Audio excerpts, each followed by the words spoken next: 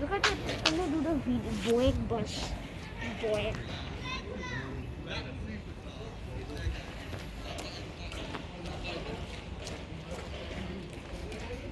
I'm joined here by Senior First Officer Neil Rendell and Senior Engineer Officer Ian Smith. We're just about to start up our 4 Rolls-Royce Olympus engines, push the aircraft back and taxi out for takeoff. Do make yourselves comfortable as we offer you the finest wines, the finest cuisine, the finest service in the air. Although the flight is very short, we hope it will be a memorable experience for you. Cabin crew doors to automatic and cross-check. Ladies and gentlemen, it's my banister on the flight deck. We've just received our line-up clearance and we'll be departing on time. Once we line up on the runway, we'll be opening up our 4 Rolls-Royce engines to full power, and you'll feel the reheats kick in. A nudge of acceleration in your back as the extra 25% of power comes in. We'll accelerate very quickly through 100 miles an hour, and within 40 seconds we'll be at 250 miles an hour when I'll pull back on the control column, rotating Concorde to 13 degrees nose up.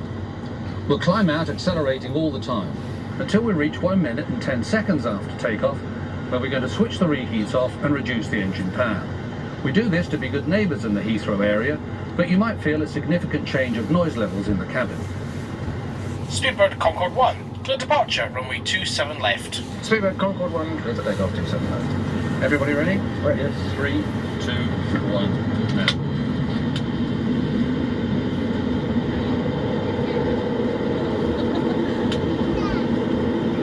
Airspeed building. 100 knots. Roger.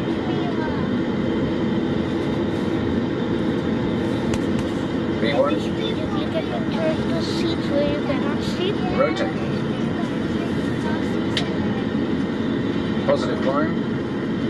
Gear up. Gear selected. 240 knots. 240.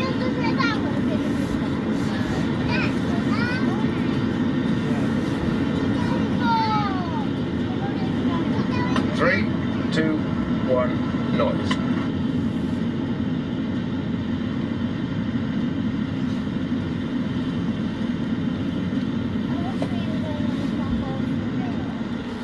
Well, ladies and gentlemen, here we are at 28,000 feet at Mach 0.95, 95% of the speed of sound, as we approach our acceleration point to the southeast of Swansea. In a few moments' time, we'll open up our engines to full power and switch on the reheats again. They're the ones that we use for takeoff. This time, however, we'll switch them on in pairs. You may feel 2 slight nudges of acceleration as they come in, and very shortly after that, we'll be through Mach 1, the speed of sound. So we're just coming up to that point now. Engines up to full power. First pair of reheats on. Inwards. Second pair on. Inwards. 0.95. 0.96. 0.97. 0.98. 0.99. Mach 1, the speed of sound. We're faster than the speed of sound. No bumping, no jostling, just a smooth transition. That's the really clever thing that the designers did. We're now flying supersonically. You've joined the over 2.5 million passengers who've flown faster than the speed of sound on British Airways Concorde.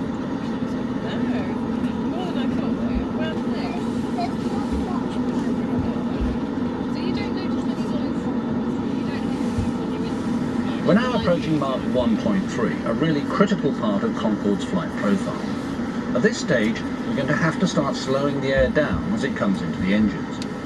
Rolls-Royce Olympus engines can only accept air at around 500 miles an hour.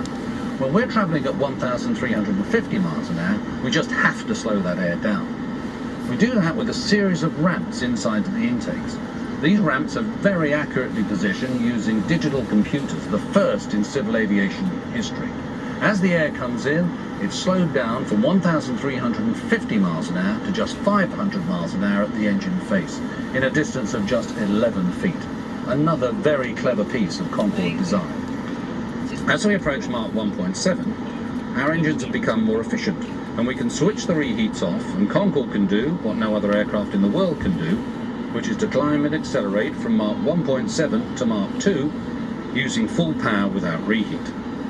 We reach Mach 2 at 50,000 feet and continue climbing up towards our service ceiling of 60,000. At that height, you're on the edge of space where the sky gets darker, where you can see the curvature of the Earth. You're travelling faster than a rifle bullet, 23 miles a minute, a mile every 2.5 seconds. You can actually feel the aircraft getting warmer and warmer due to friction.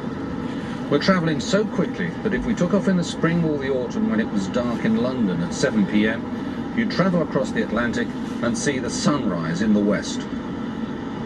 Concorde was a design icon of the 20th and 21st century. She was clever, she was beautiful, she was a great technological achievement. She could do things that no aircraft could do then or now. But it was the people that made her really special. The designers, the builders, the people that operated the airplanes, those that flew in her. It's those people that will ensure that Concorde will live forever.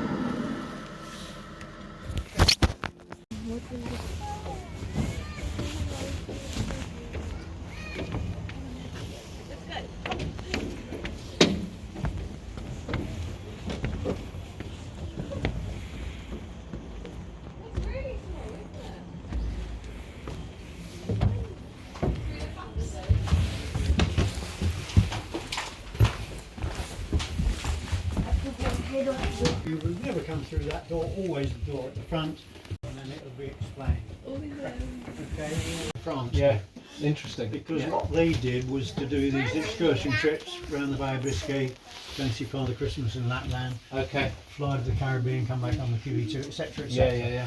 So that Which Air is France why, didn't do. Yeah, British Airways made money out of their aircraft. Air France never did. Interesting. And really, it was based on that because they made better use of it. Yeah. Enormous Concorde spares holding, it was hoped that most parts could be found and eventually refitted. The aircraft was repositioned to allow it to be divided into 5 major sections, after smaller items such as the intakes and wingtips had been removed and transported to Brooklands. The Brooklands... You boys okay?